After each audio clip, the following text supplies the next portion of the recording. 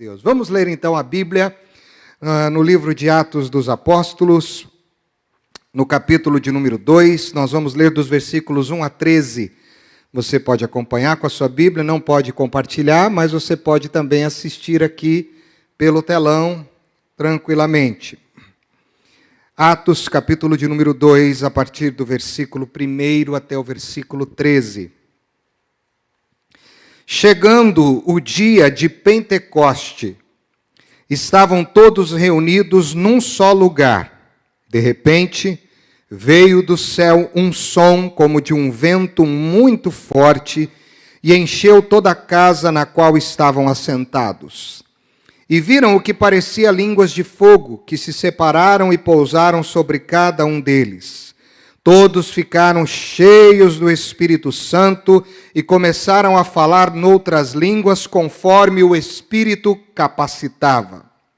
Havia em Jerusalém judeus devotos a Deus, vindos de todas as nações do mundo.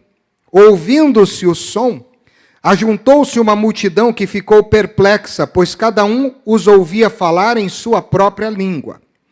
Atônitos e maravilhados, eles perguntavam: acaso não são galileus todos esses homens que estão falando?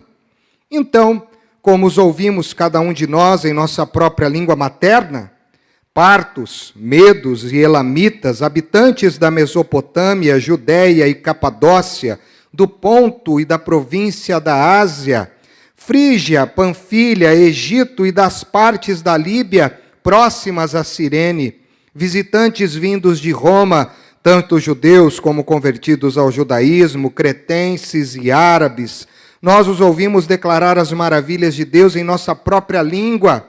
Atônitos e perplexos, todos perguntavam uns aos outros: que significa isto? Alguns outros, todavia, zombavam e diziam: eles beberam vinho demais. Vamos orar mais uma vez? Pai, que através da tua santa, linda palavra, o Senhor nos capacite a sermos diferentes para o louvor da tua glória, no nome de Jesus. Amém. Pentecostes, o propósito da igreja. Esse é o tema da mensagem que o Senhor colocou no meu coração. Eu gosto muito desse texto. Já preguei sobre esse capítulo e sobre o livro de Atos inteiro, mas esse capítulo em específico muitas vezes. E cada vez que a gente tem a oportunidade de mergulhar novamente nessa experiência que é relatada por Lucas, um dos apóstolos, que é quem escreve o livro de Atos, a gente fica assim totalmente entusiasmado, motivado, feliz por ver a ação de Deus na vida do seu povo. Eu tenho aprendido que tudo que Deus faz tem um propósito. Estava pensando hoje de que desde o haja luz há um propósito em todas as coisas. Desde quando o Espírito pairava sobre a face do abismo, antes do haja luz, há um propósito.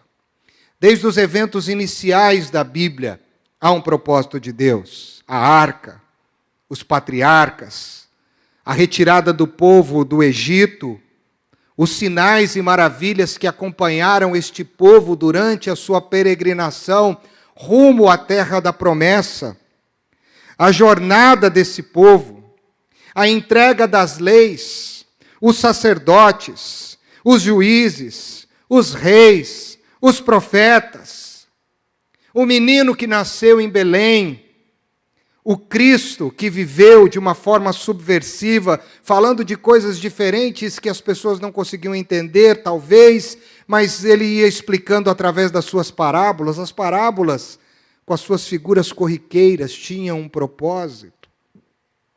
Os apóstolos que ele chamou, cada um com a sua peculiaridade, cada um com o seu estilo de vida, cada um com o seu jeitinho de ser.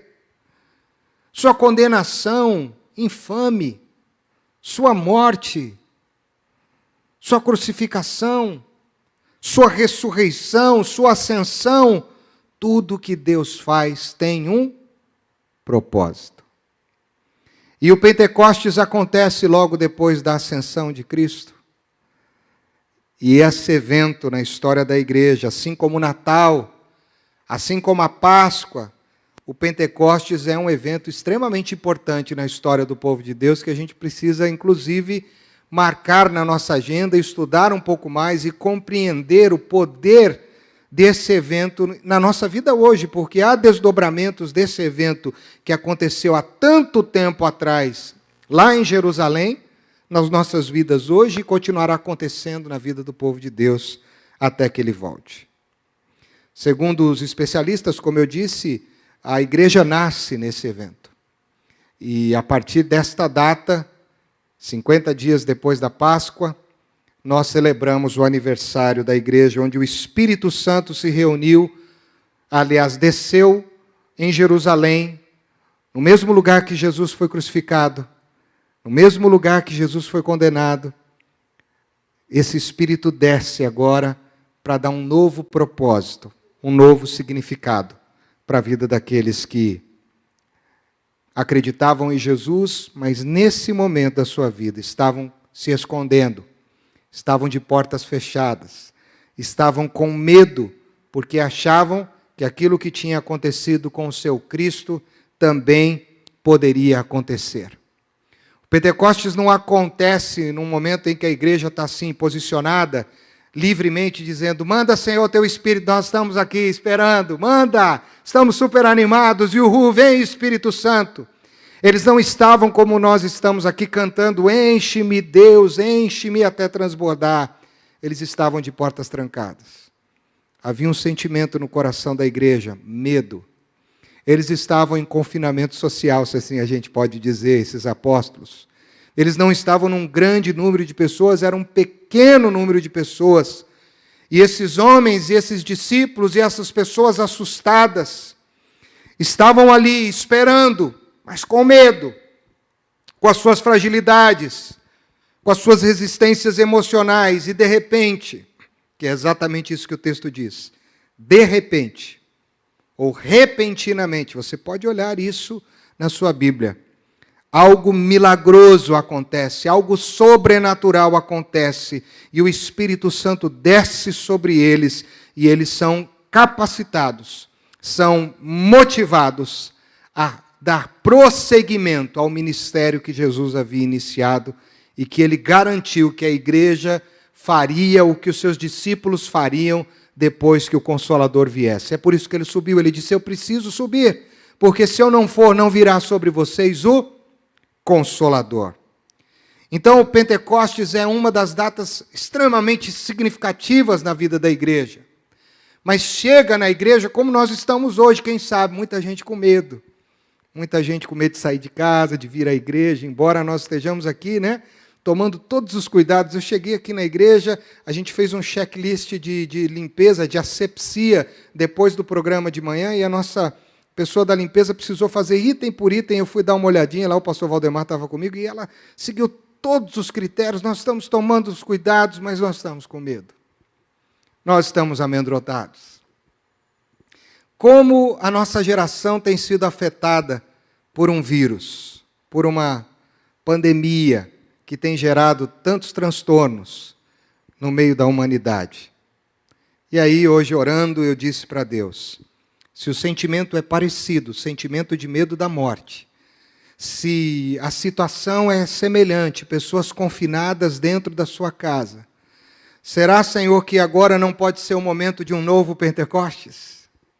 Será que lá em Atos foi o nascimento da igreja? Será que hoje, no ano de 2020, pode ser o renascimento da igreja? Aleluia! O renascimento de um novo povo, de uma nova postura, de uma nova ideologia, e aonde vai inaugurar uma era de milagres, de sinais, de transformações, de conversões de gente que você nem imagina e nem sonha. Porque foi isso que aconteceu. Ou você imagina e sonha, mas acha que é muito difícil. Oh, glória! A festa do Pentecostes é uma festa que desde o Antigo Testamento celebra a vida. A vida de Deus que nasce da terra. No Antigo Testamento, o Pentecostes foi conhecido como a festa das colheitas. Quando o povo, pegando o fruto da terra, via aquele fruto como um sinal da provisão, do cuidado de Deus. Eles plantavam, E eles viam todo o processo do cuidado de Deus, porque se não fosse esse Deus que cuidasse do solo, que cuidasse do clima, da chuva, do vento, se não fosse esse Deus que cuidasse das estações, eles não teriam condições de colher. Vocês sabem bem do que eu estou falando, vivemos aí, estamos vivendo dias aí bastante difíceis, porque pouca chuva, muitas áreas estão sendo afetadas, até Londrina teve racionamento de água. Alguns produtos ficam mais caros e etc. Dependemos de Deus. E esse povo, então, reconhecendo que esse Deus era o Senhor da história e vendo que Ele provia a vida através da terra, eles decidiram agradecê-lo. E aí a festa das colheitas, ou a festa do Pentecostes, é também uma das festas mais bonitas do povo de Deus, porque tem um sentimento que toda a igreja de Jesus deve ter, que é gratidão. Só que aqui, no evento de Jerusalém, é festa de colheita também. É festa de colheita de uma semeadura que o Cordeiro começou. É festa da colheita de um trabalho que o Cordeiro começou. De um tempo que o Cordeiro começou. E a primeira colheita não foi de espiga de milho, não foi de grãos de trigo, não foi de grãos de arroz, não foi de frutas, foi de gente. Nasceu gente, nasceu vida, nasceu transformação. Então o povo de Deus, quando olha para a história do Pentecostes, precisa refletir que há um propósito de Deus. E qual é o propósito de Deus? Desde o Éden: vida. Vida. Gente, pessoas. Eu não consigo imaginar um Deus hoje indiferente, como muitos pregam. Um Deus que criou o homem e largou o homem para arcar com as suas próprias responsabilidades, fruto das suas ações. Um Deus que está no trono e deixa a humanidade seguir e não interfere. Eu acredito num Deus que pensa em vida, e tudo que acontece, ainda que seja difícil, Deus pensa em vida. Penso que até o tempo da morte fala de vida, até porque nós que cremos na ressurreição sabemos que a morte para nós é a oportunidade da vida. Você crê nisso? Amém? Você está comigo? Francis Schaeffer, um autor que eu gosto bastante, ele diz que a melhor oportunidade para você evangelizar alguém é você pegar o tema da morte. A morte que nos separa de Deus, que nos separa uns dos outros, que nos separa da criação, que nos separa inclusive de nós mesmos, e dizer aonde está a morte, Deus pode trazer vida. Se há morte no casamento, Deus traz vida no casamento. Se há morte na saúde, a saúde está sucumbindo, o Senhor pode trazer cura. Se há morte na sociedade, Ele pode restaurar uma sociedade. Se há morte na igreja, Ele pode revitalizar a igreja. É só usar o problema e dizer, esse problema tem solução a partir da obra do Cordeiro. Há um propósito, transformação de vidas. O Senhor se preocupa com pessoas e eu tenho certeza de que há lágrimas nos olhos do Senhor diante de tantas tragédias que tem acometido a humanidade. E o coronavírus só é mais uma delas.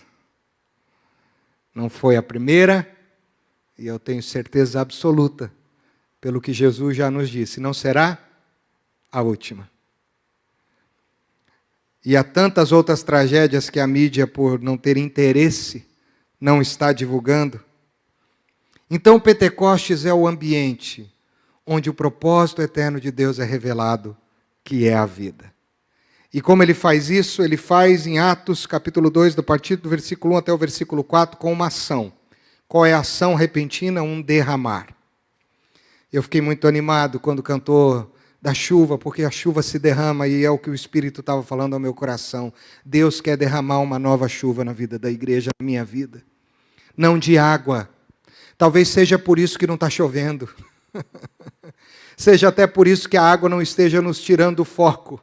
Porque Deus tem uma outra virtude para derramar. O Espírito é virtude. Deus quer derramar uma chuva de virtude do seu Espírito sobre a minha vida e sobre a sua vida. O Pentecostes significa que Deus está derramando o seu Espírito para o povo que se prepara para o fim. Nós somos a geração PCV. Conhece a geração PCV ou não? A geração pós-coronavírus. Aliás, nós nos enquadramos nesse PCV de 3 formas. Você está comigo? Nós somos a geração antes do coronavírus. Nós somos a geração coronavírus. E tudo indica, pelo que está acontecendo, que nós seremos a geração pós-coronavírus. Se nomenclatura é história em antes de Cristo, depois de Cristo, até brinquei com o pessoal do louvor aqui, mas eu estou criando uma nova nomenclatura do PCV. Se nós somos a geração pós-coronavírus, que tanto está se dizendo aí na mídia, eu quero usar esse PCV para uma outra estatística. Se segura que você vai cair da cadeira agora. Nós somos a geração pronta, Cristo voltará. PCV. Nós somos a geração pronta, Cristo voltará. E o Senhor está preparando a igreja, Ele está deixando a noiva mais bonita, Ele está adornando a noiva, e Ele está querendo derramar ainda mais do seu Espírito, para que a igreja fique pronta, porque Cristo voltará. Esse é o nosso PCV. Nós temos que orar por avivamento. Nós temos que estar preparados para o avivamento.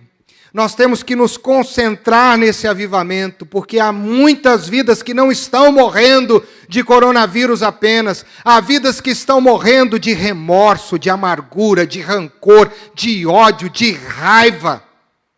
E essas vidas podem inclusive estar morrendo pelo coronavírus, mas todas essas pessoas que não estiverem com uma vida no Cordeiro, elas não estarão aonde você que está aqui. E você que está me assistindo, que crê, estará.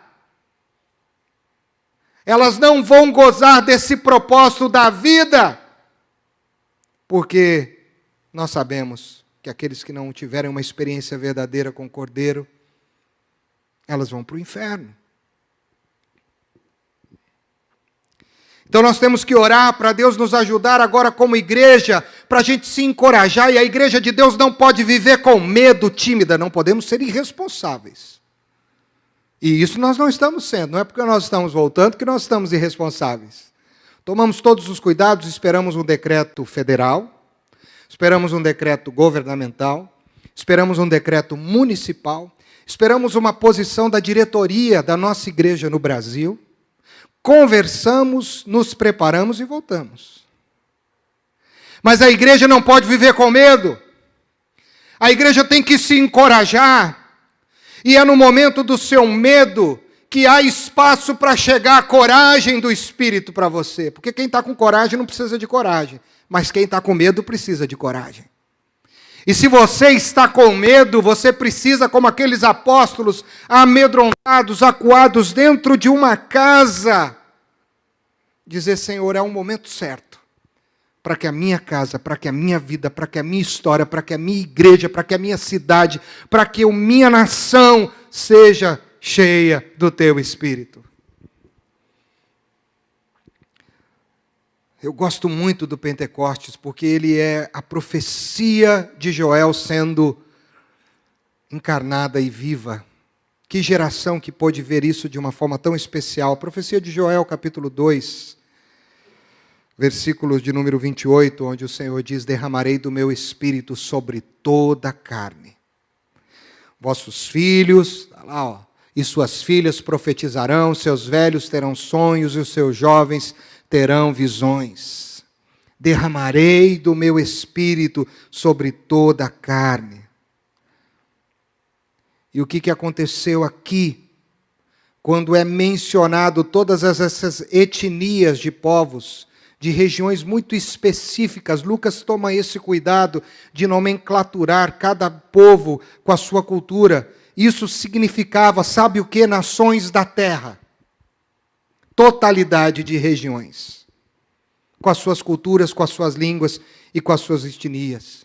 Deus derramando o seu Espírito, porque Ele cumpre o que Ele fala. E se tem hoje uma possibilidade que a gente pode acreditar, é que essa situação toda está nos dando a condição de usarmos a mesma linguagem, a mesma língua, que é a tecnologia, para alcançar as pessoas. Não tem uma pessoa no mundo hoje que não sabe o que é uma tecnologia. Eu acredito que só com muita dificuldade, pessoas em situações muito isoladas. Mas todo mundo sabe o que é internet.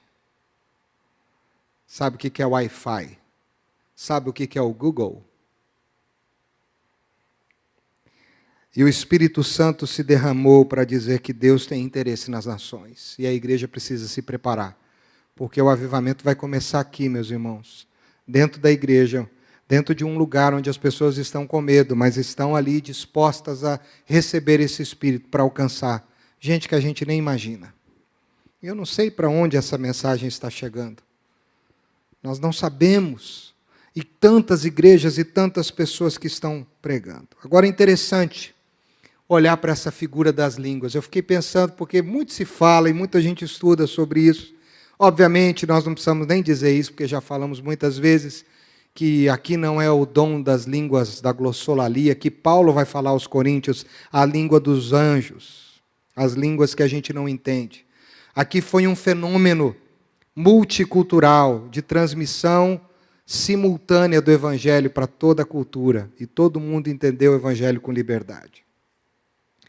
Mas eu fiquei inquieto, e hoje eu falei, Deus, eu já sei disso, mas eu queria algo diferente aqui, Senhor. Fala comigo, Espírito Santo. E eu fiquei pedindo, e aí Ele falou comigo aqui. Ele não falou lá em casa, Ele não falou na minha oração ali, antes de vir para o culto, Ele falou comigo. Eu disse assim, eu falei, por que significa línguas como de fogo? Línguas de fogo. E aí eu fui pesquisar, fui olhar, e a Bíblia diz que o fogo purifica. A visão do fogo na Bíblia é purificação, é santidade. E antes do fenômeno acontecer, antes do fenômeno multicultural acontecer, Deus precisou consagrar e purificar a igreja. Então eu fico imaginando que aquele fogo tocou sobre cada lábio, sobre cada boca, para que antes dela poder proclamar e entender o que estava sendo dito, ela se purificasse antes. Ela se consagrasse antes. Ela recebesse da parte de Deus uma ação transformadora e regeneradora na sua vida. Isaías precisou desse processo para poder ser enviado. Ai de mim que estou perdido, sou um homem de lábios impuros. No Êxodo, capítulo 19, quando a gente tem aquela cena linda, quando Deus desce no monte, aquela nuvem, um monte troveja, e Deus fala através dos trovões e do relâmpago. Deus disse assim, meu povo, vocês têm que se consagrar, vocês têm que se preparar. E aquele fogo simboliza purificação. Então, antes de que cada um entendesse na sua própria língua, as línguas como de fogo desceram. Houve um processo de transformação, de purificação, de santificação para o propósito que Deus queria. E a minha oração foi, Senhor, então, queima meus lábios. Pode queimar. Nem que eu fico falando lá no culto. Mas se for necessário, Senhor, trata a minha língua, para que como teu povo eu possa usar esse instrumento de comunicação, de fala, de origem da minha comunicação, para alcançar pessoas a partir do poder do teu Espírito. Porque de verdade, né, meus irmãos, nós sabemos que uma das áreas onde a gente tem mais dificuldade no nosso corpo, aonde é? Talvez seja por isso que o Senhor está colocando máscara na gente, para a gente usar menos a língua. Ou para ninguém ver o que Ele está trabalhando lá dentro. Eu quero orar aqui com uma brincadeira, tá bom? Eu espero que agora, por dentro dessa máscara, esteja incendiando, esteja queimando a ação do Espírito, assim como eu quero isso na minha vida. A língua não é para edificação pessoal, a língua é para edificação comunitária, senão não havia sentido da linguagem. A linguagem é o elo que liga os seres humanos, seja ela verbal, não verbal, seja qual for. Mas antes desse processo acontecer no Pentecostes, foi isso que o Espírito me disse, Deus precisou derramar fogo. Teve que ter purificação. Teve que ter uma presença de transformação nas pessoas, para que elas pudessem compreender o propósito. E eu tenho orado no dia do Pentecostes, para que nós como igreja entendamos isso e nos preparemos para usar os nossos lábios e a nossa boca, para que o propósito de Deus aconteça. Mas antes disso, se for necessário, que Ele nos purifique. que a gente possa usar essa unificação de linguagem nos dias de hoje, que todo mundo pode mandar um WhatsApp. Hoje você pode orar. Eu oro com muita gente por WhatsApp. Diariamente eu oro com várias pessoas. Oro com gente que está em hospital, com gente que está muito triste, abatido, isolado. Às vezes mando para vocês. Um WhatsApp, uma oração. Uma marcação no Facebook, um vídeo. Língua universal. Todo mundo pode ter acesso a isso. Nós podemos usar isso com o propósito de gerar vida. Porque a língua é usada no Pentecoste para proclamar o que Deus faz. A mesma língua de um homem que negou a Cristo foi a língua que, depois de purificada, reafirmou o ministério integral desse Cristo. E quando ele reafirmou o ministério integral desse Cristo, Deus o usou numa dimensão que, a partir da sua palavra, muitas vidas foram salvas. Você já parou para pensar nisso? Que a mesma língua que negou a Cristo, a mesma língua que disse, eu não conheço esse homem, foi a língua que, depois de receber esse fogo de transformação, se encheu de intrepidez e ousadia para pegar um dos sermões mais poderosos da história. Talvez não com muita eloquência, imagino que Pedro deve ter cometido muitos erros linguísticos, porque ele era um homem de pouca cultura. Acredito que Pedro pode sim ter ficado um pouco nervoso, olhando para a sua carne, mas depois que o Espírito o possuiu, tudo isso foi vencido. Sabe o que isso me ensina, meus irmãos? Que sempre tem um recomeço para você. Deus nunca vai ficar no teu erro. Você nunca vai ser lembrado por algo que você se arrependeu. Você errou, mas você se arrependeu. Depois do arrependimento, Deus vai te dar uma nova chance para te identificar com uma nova experiência. Eu lembro mais do Pedro como homem do Pentecoste do que como o homem que negou a Jesus. Eu lembro muito mais do Pedro como um grande homem de Deus que viveu até o fim por Jesus do que aquele primeiro Pedro que foi sendo talhado e trabalhado. Deus cumpre a sua promessa, pegar pessoas como nós e ressignificá-las, e transformá-las, e mudá-las, e purificá-las. Então eu entendi do Espírito nessa noite, foi uma revelação que o Senhor me deu, que foi muito importante descer a língua de fogo primeiro, antes da transmissão simultânea. Eu queria entender ainda como isso aconteceu. Quando eu chegar lá no céu, eu vou perguntar para o Lucas, vou chamar ele cá, Lucas, chega aqui, vamos conversar. Como é que era esse negócio, línguas como de fogo? Me explica aí, eu tive esse entendimento, e daí? E aí ele vai me explicar. Como é que você usou essa figura? Pentecostes é um momento onde o Senhor inspira o seu povo, inspira a sua igreja.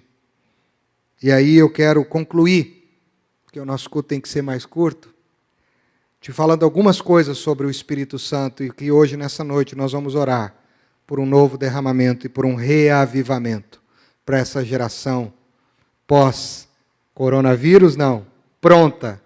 Cristo voltará. Entenda que o Espírito Santo é uma pessoa. Ele é Deus. Ele está aqui. Ele está aí. Ele está aqui. Eu e você somos habitação do Espírito. O Espírito Santo não é manipulável. Ele age por conta própria, não na nossa agenda, mas ele age de acordo com o propósito de Deus. E eu creio, e eu tenho orado, e nós vamos orar, meus irmãos, para que Deus revele logo esse propósito para a igreja pronta, porque Cristo voltará. Quando o Espírito age, o Espírito tem os seus meios. Ele não age pelos nossos meios, ele usa os seus meios. E eu tenho pedido para ele, Espírito Santo, pode agir que eu estou facinho, usa o meio que o Senhor quiser. Estou aqui. Quando o Espírito Santo se move, o que eu vejo no Espírito de Atos, tem 3 coisas que aconteceram aqui.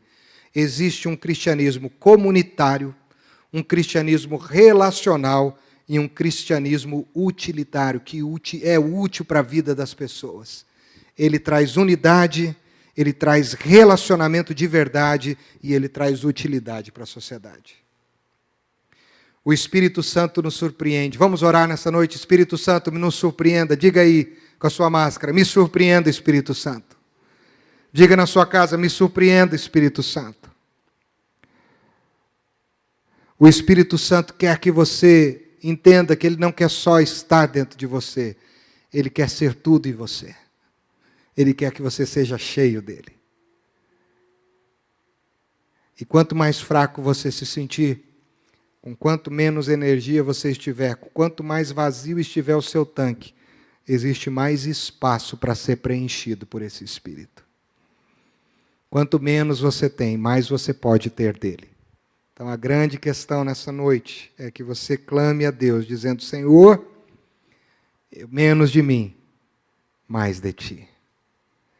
E quando a igreja entende isso, ela se torna a comunidade dos martirias, que é uma expressão no grego para designar os seguidores de Jesus.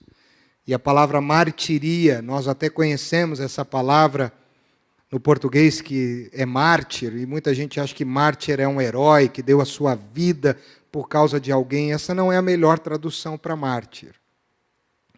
Na origem, no grego, martiria, e eu concluo com essa figura. A palavra é aquele que evidencia. Martiria, o que evidencia. E o que eu e você temos que evidenciar, queridos? Cristo Jesus. O Espírito Santo. A ação dele na minha vida e na sua vida. A transformação que ele faz nos nossos erros, nos nossos equívocos. As oportunidades que ele nos concede. Sejamos a comunidade dos martirias. Se você olhar no capítulo 2, a partir do versículo 42 de Atos, você percebe a comunidade dos martirias. Desses homens que se dedicavam na comunhão, no partir do pão, nas orações, pode mudar, que estavam todos cheios de temor, muitas maravilhas e sinais aconteciam, martirias. Versículo 44. Todos que criam mantinham-se unidos e tudo tinham em comum. A comunidade dos que evidenciam amor, comunhão, vendendo suas propriedades, distribuíam o bem conforme a sua necessidade, martiria. Todos os dias continuavam a se reunir no pátio, no templo, partiam o pão. E é interessante, eles todos os dias, sabe por quê? Porque eles estavam sob ameaça. Mas mesmo sob ameaça, agora eles não têm que ficar mais no quarto, não. Agora eles não têm que ficar mais escondidos. Eles vão para o templo adorar. Continuavam a reunir-se, partiam pão de casa em casa, juntos, refeições, com alegria, sinceridade de coração. Versículo 47. Louvando a Deus e a simpatia, e tendo a simpatia do povo, martiria. E quando eles evidenciavam, enquanto eles evidenciavam, Deus acrescentava. Então, eu espero, no nome de Jesus, que para essa comunidade persevere, pronta, Cristo voltará, que o que nós evidenciarmos seja uma oportunidade para Deus acrescentar dia a dia os que vão sendo salvos à nossa comunidade, à nossa cidade, e que esses salvos sejam as pessoas que você tem orado, as pessoas que você tem chorado, as pessoas que talvez você tenha dito: Senhor, está muito difícil, é muito complicado. Mas eu quero profetizar. Espírito Santo, surpreende esse irmão, surpreende essa irmã. Que ele e ela vejam o poder que há quando o Senhor se derrama. Enche-me, Deus. Amém? Vamos orar? Fecha os teus olhos. Pai, muito obrigado por esta palavra, muito obrigado por este evento tão lindo e desafiador que foi o Pentecostes. Senhor, em nome de Jesus, toma-nos como tua igreja, e que nós possamos compreender que é para nós também e é para hoje. Que haja um reavivamento, que haja uma chama, que esse fogo nos queime nesta noite, purificando áreas da nossa vida, do nosso coração, da nossa mente, do nosso espírito, para que o propósito seja revelado, para que vidas sejam salvas. Nós não somos igreja para nós mesmos, nós não temos esse templo para nós mesmos, nós não usamos os nossos dons para nós mesmos. O nosso propósito é ganhar para o Cordeiro as vidas que estão presas, algemadas nas correntes do inferno.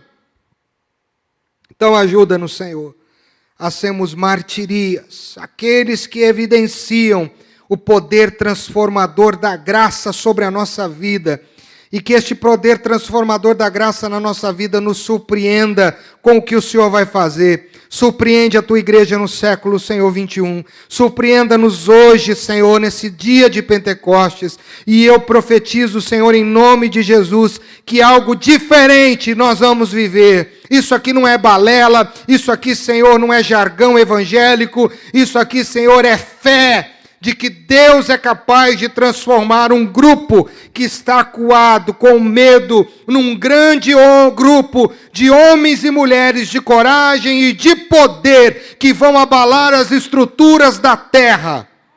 Essa é a nossa oração, no nome de Jesus. Se você crê, diga amém.